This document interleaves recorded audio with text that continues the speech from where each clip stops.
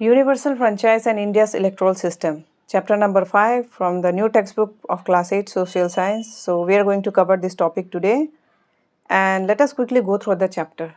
So first of all is what is Universal Adult Franchise? So before going it, let us see the key feature universal. It applies to everyone, the meaning here is, and the adult. Only people above a certain age, usually 18 years, can vote. Franchise, this refers to the right to vote in election. So that is the meaning of universal adult franchise. So universal adult franchise means that every adult citizen of a country has the right to vote regardless of their caste, creed, religion, gender, education, wealth or social status. Okay, right to vote. Now who can be a voter? In India, a person can be a voter if they are a citizen of the country, they are 18 years or older, their name is on the voter list. If these criteria are fulfilled, then a person can be a voter of India. Now, what is constituency? A constituency is a voting area. The people living in that area vote to choose one leader to represent them. Example, in India, during Lok Sabha election, the country is divided into 543 constituencies. Each constituency elect one member of parliament. So basically, it is the geographical area for the people living in that area to vote or to choose one leader to represent them. That is constituency, right? Next, why universal adult franchise is important? First of all, it promotes equality. Every adult gets one vote, whether rich or poor, man or women, educated or not. So everyone has one vote. Secondly, it strengthens democracy. It gives people the power to choose their government. It protects individual rights. It ensures that everyone's voice is heard in the decision making process because you are casting your vote and you are just protecting your individual right also, isn't it? You are helping in decision making process of the government. It ends discrimination. No one is denied the right to vote because of their caste, religion, gender or wealth. It encourages participation. It motivates citizens to take part in public life and hold leaders accountable. So, universal adult franchise is important because it ensures equality, fairness, and democracy in a country. It gives every adult citizen the right to choose their leaders no matter who they are.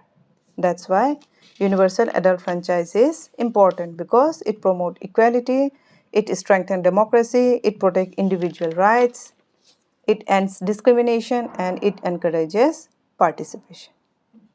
Next, how election in India need to be organized as per its geographical context. So India is a large and diverse country with different regions, language and populations. To ensure fair and smooth election, the process is organized geographically through constituencies and level of government.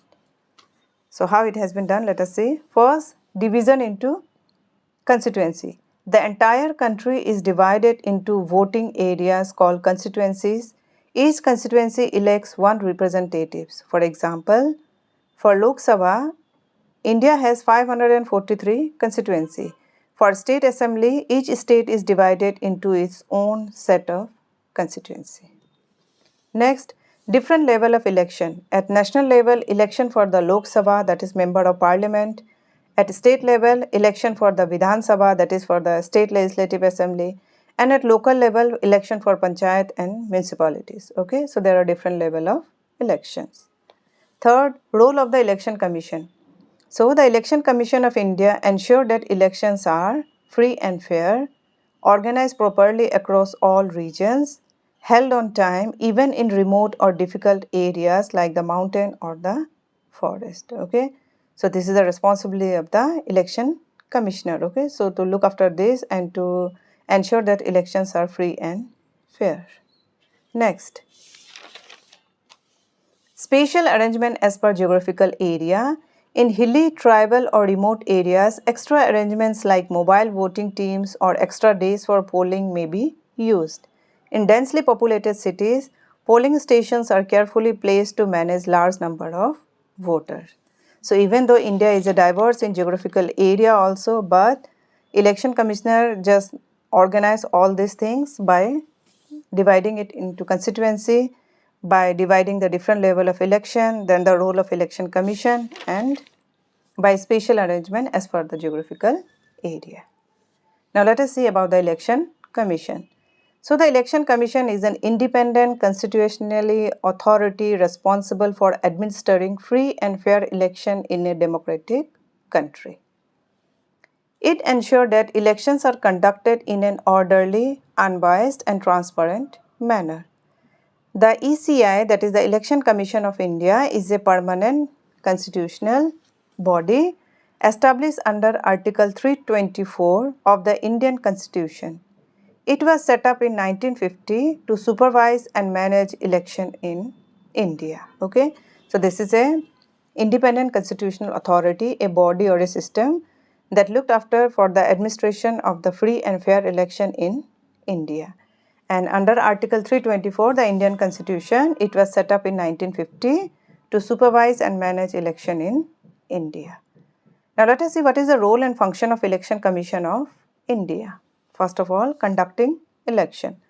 For Lok Sabha, Rajya Sabha, State Legislative Assembly, State Legislative Council and the President and Vice President of India. So the first general election in independent India were held in 1951-1952. So first and the foremost work of Election Commission of India is to conduct election. Next, preparing electoral rolls. Supervises the preparation and regular updating of voter list. Electoral rolls. Okay, so here it supervises the preparation and regulate the updating voter list. It also ensures only eligible citizens are included in the voter list, that is those who are at the age of 18 years and moreover they are a citizen of the country, their name is on the voter list. Okay, they are 18 years or older. Next, model code of conduct. Enforces the model code of conduct during election to ensure a level playing field. It means a fair and free election should be there. It prevents misuse of power, money and government machineries. Registration and recognition of the political parties. So, Election Commission of India register new political parties, grant recognition to the national or state parties based on performance. Monitoring election campaign. It regulates election expenditures and ensure transparency in funding. It also monitors media usage and campaign practices. Okay, so this is the role and functions. Advisory role. So it advises the president and governor on matters related to disqualifying MPs or MLAs, that is the member of parliament or member of legislative assembly. It plays a key role in defining constituencies. Use of technology. It introduced electronic voting machine, that is EVM, and voter verified paper audit trails, VVPAT. Now what is VVPAT? VVPAT stands for Voter Verified Paper Audit Trail. It is a system used along with EVM, that is the electronic voting machine, to provide a physical proof of the vote cast by a voter. This is also duty of the Election Commission of India. Now, how does this VVPAT work? After a voter casts a vote on the EVPM, that is on the electronic voting machine, the VVPAT machine print a small slip. Okay, so as soon as they press the button in EVPM, they cast their vote, then VVPAT machine print a small slip. This slip shows the name of the candidate and the symbol of the party whom the voter has given the vote. The slip is visible through a transparent window for 7 seconds, then it drops into a seal box. The voter cannot take the slip but can verify that the vote was recorded. So why VVPAT important? So it ensures free and fair elections. It builds public trust in the voting process. It can be used to resolve election disputes. So now the public can also aware that yes, my vote is now locked and it was done, isn't it? Because the voter has seen the slip also, it was visible for them also. Now, what is the use of VVPAT in India? First, it was used in Nagaland by election in 2013. Later on, it was made mandatory in all Lok Sabha and State Assembly elections since 2019. Okay, so this was about the VVPAT. We were here in the role and function of Election Commission of India.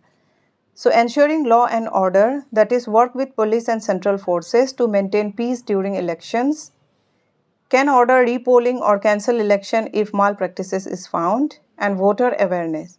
So conduct voter awareness campaigns, example through the SVEEP program, that is systematic voter education and electoral participation. Okay. So here are the 9 role and functions of the Election Commission of India, that is conducting election, preparing electoral roll, model care code of conduct, registration and recognition of political parties, monitoring election campaign, advisory role, use of technology, ensuring law and order, voter awareness, right? Next, what is the structure of Election Commission of India? So let us see the structure. That is, here Election Commission of India, it work at the national level, state level and union territory level and at district level. So at national level, chief election commissioners are there. Apart from it, two election commissioners are also there, and they both have same power. At state level, chief electoral officers are there, and at district level, district election officers are there. Again, in the district level, RO, that is returning officers are there. Their role is to conduct election, and electoral registration officers are here. That is ERO. They will manage the voter list. Okay. So this is the structure of Election Commission of India, right? Now let us proceed. Next, how Election Commission of India manages the electoral process. It add new voters and update the list.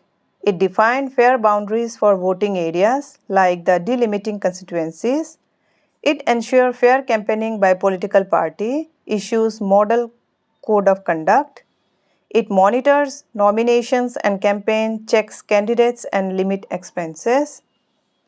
It set up booths, deploys staff and security and uses EVM and VVPAT. It ensures accurate and transparent result. Handling complaints and disputes, that is investigate and take action if needed. It runs campaign to encourage voting like SVEEP. So the Election Commission of India ensure elections are free, fair and transparent across India. So in this way, the Election Commission of India manage the electoral process. Next, process of voting for Lok Sabha and State Assembly election. So first of all, how the election, this process is going on, let us see. Voter registration. Citizen above 18 years and above must register to vote. ECI announces election schedule and model code of conduct comes into force. Candidates file nomination papers and ECI verifies their eligibility. Parties and candidates campaign within limits set by the ECI. Campaigning ends 48 hours before voting day. Voting day. Voters go to their assigned polling booth with ID. Vote is cast using electronic voting machine and verified by VVPAT. Counting of votes. Votes are counted at center under strict security. Declaration of result. ECI announces the winner from each constituency and the party or the coalition with majority forms the government. So this is the process of voting for Lok Sabha and State Assembly election. Now, what is Model Code of Conduct, MCC? So it is a set of rules issued by the Election Commission of India to ensure free and fair election. It comes into force from the day election are announced and applies to political parties, candidates and the government. It bans misuse of power, hate speech, bribing voters during elections. So key rules in Model Code of Conduct are: no use of government resources for campaigning, no hate speech, caste or religion based appeals, no bribes or gifts to voters, No new schemes or major policies decision announcement by the ruling government. Fair campaigning without disturbing public order. No criticism of personal life of candidate. Right? So this is the model code of conduct. Now, understanding election in India. So we will see how Lok Sabha, Rajya Sabha election is going on here. So election to the Lok Sabha and State Legislative Assembly. Lok Sabha and State Assembly elections are conducted by the Election Commission of India to choose representative through direct elections. Lok Sabha members are elected from 543 constituencies across India. State Assembly members are elected from state constituency. First past the post FPTP is the voting system used in India for Lok Sabha and State Assembly election. Okay, FPTP. Now what is this? So FPTP, in this system, the candidate who get the highest number of votes in a constituency wins even if they don't get majority, that is more than 50%. Okay. So if the candidate get the highest number of votes from his constituency, then he or she will declare the winner. Even though majority is not more than 50%, but he or she is declared as the winner of that constituency. Citizen 18 years and above vote using EVM. After voting, the Election Commission counts the votes and declares the winners in each constituency. The political party or coalition wins a majority of the seats in the Lok Sabha forms the national government. The leader of this majority typically becomes the Prime Minister, and similarly at the state level, the leader of the majority party becomes the Chief Minister. Okay, so this is the process of election that is conducting in the Lok Sabha and the State Legislative Assembly. Now let us see how election is conducted to the Rajya Sabha. So member of the Rajya Sabha are elected by MLAs, that is the member of legislative assemblies, through indirect elections, while the president nominates 12 distinguished individuals. Indirect election means they are not chosen by the public directly. The elected members of the state legislative assembly using proportional representation with the single transferable vote system. So they are using proportional representation and single transferable vote. And the members of Rajya Sabha, they just cast their vote by themselves, and here the public are not allowed to interfere. They are not allowed to cast the vote. Okay, indirect elections are there, that is public are not directly involved here. Now what is proportional representation? It means it is a method of election where seats are given to parties or candidates in proportion to the number of votes they receive. So if your party gets 30% of the votes, it gets about 30% of the seats. So how much the parties, they just get the seats in proportion to the number of the votes they receive, right? In India, it is used in Rajya Sabha and presidential election. Now, what is single transferable vote? It means if a candidate gets more votes than needed, extra votes are transferred to other based on second preferences. If no one meets the quota, the candidate with the least vote is eliminated and their votes are transferred. So seat allocation is based on state population. More populous states like Uttar Pradesh have more seats. Rajya Sabha is a permanent body. 1/3 of its members retire every 2 years, ensuring continuity. Okay, so this is the election process of Rajya Sabha. Now, election of the President of India, how the President of India is chosen. So, the President of India is elected by an electoral college. These include elected members of the both houses of parliament, that is Lok Sabha and Rajya Sabha, elected members of the Legislative Assembly of the states and union territories of Delhi and Puducherry. The election is held by proportional representation using the single transferable vote system. Just now I have explained that one also. Nominated members of parliament and state legislature do not vote. The president serves a term of 5 years but is eligible for re-election. The election is conducted by the Election Commissioner of India. So the following group of people is not involved in electing the President of India. They are nominated members of Rajya Sabha, they are 12 in numbers, nominated members of state legislative assemblies, member of legislative councils, both elected and nominated in bicameral legislature, and nominated members of union territories of Delhi and Puducherry. So this following group of people is not involved in electing the President of India. Now, what is a bicameral legislature? A bicameral legislature is a law-making body with two houses, like India's parliament, which has Rajya Sabha and the Lok Sabha. Okay, it means a law-making body with two houses. Now, election of the Vice President of India. The Vice President of India is elected by an electoral college consisting of the elected and nominated members of both houses of parliament. The system of single transferable vote is used. The Vice President is the chairperson of the Rajya Sabha, and if there are situations when the President is not able to discharge their function, the Vice President step into to play the role. So this was about the Vice President. Now, let us see the challenges in India's electoral system. Electoral fraud and malpractices, example vote buying, booth capturing is going on. Criminalization of politics, that is candidates with criminal background are also participating. Money power influencing elections. Voter misinformation and lack of awareness. Low voter turnout in some areas.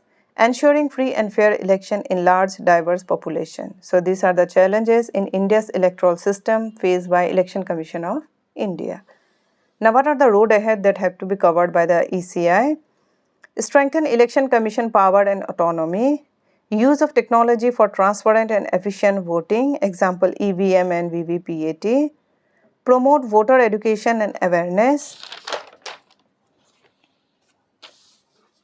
Enforce stricter laws against criminal candidates and electoral malpractices.